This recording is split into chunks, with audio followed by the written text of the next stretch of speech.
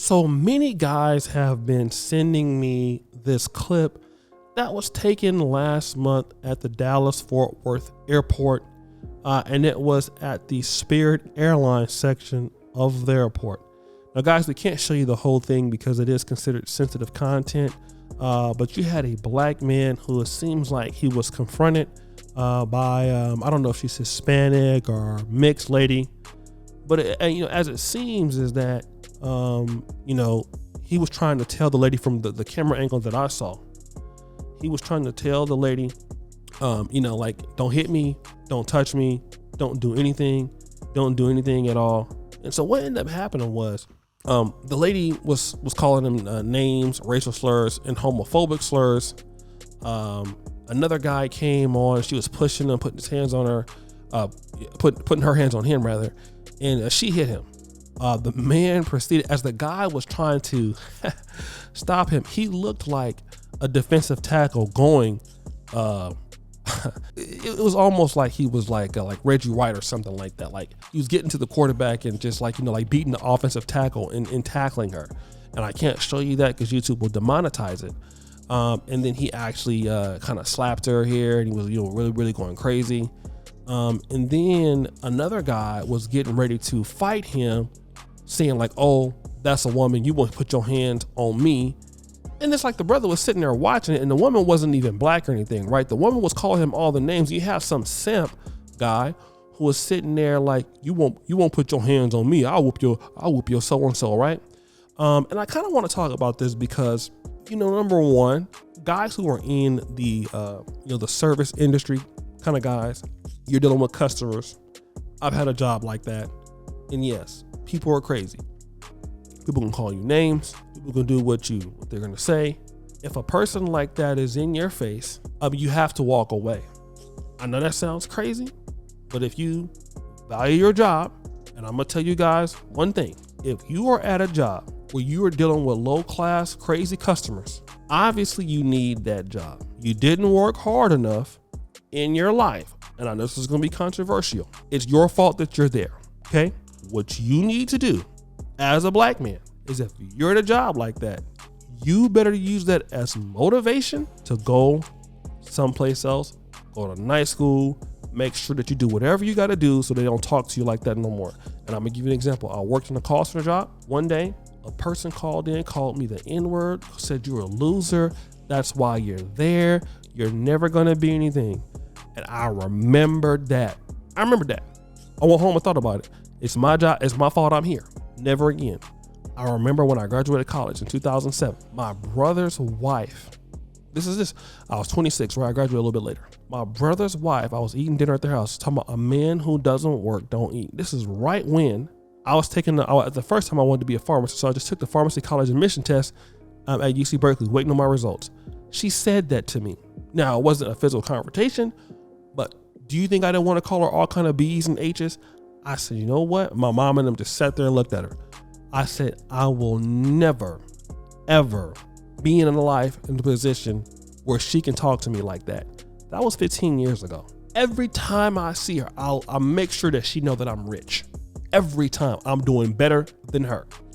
If I die today, she will never beat me.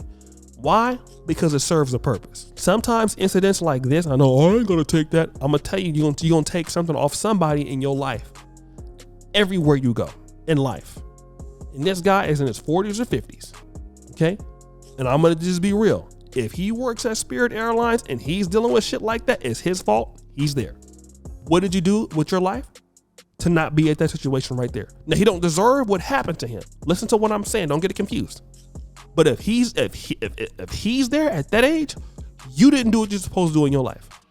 So what I will tell you is, because in life you always gonna have challenges like that, and I'm gonna tell you something. It's up to how you handle it. And a lot of you guys not gonna like what I'm about to say.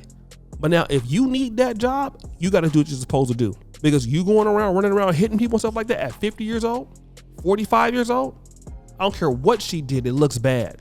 And I get it. But once that woman was trying to confront him, it was up to you to de-escalate it because you worked there.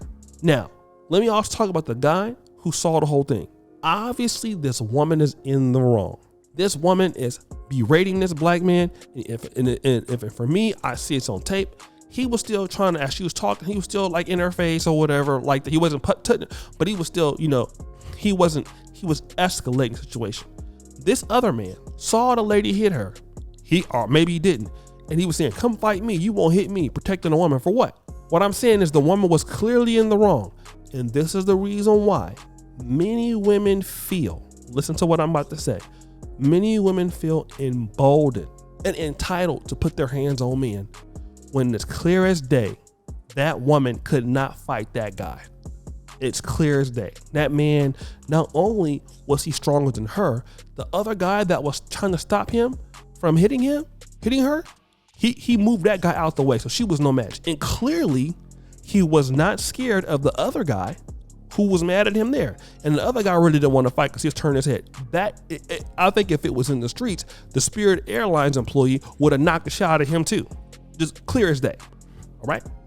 So this is the reason why women feel, some of them, that they can put their hands on men, because some man feels that no matter what a woman does to a man, he is not supposed to put his hand on her. Let me tell you about a time here, right? I was, my grandmother used to live in Bastrop, Louisiana, which is a small city right outside of Monroe, Louisiana. And so I was there. I was maybe about 10 years old. It's like 1991. This young woman was putting her hands on this particular young man.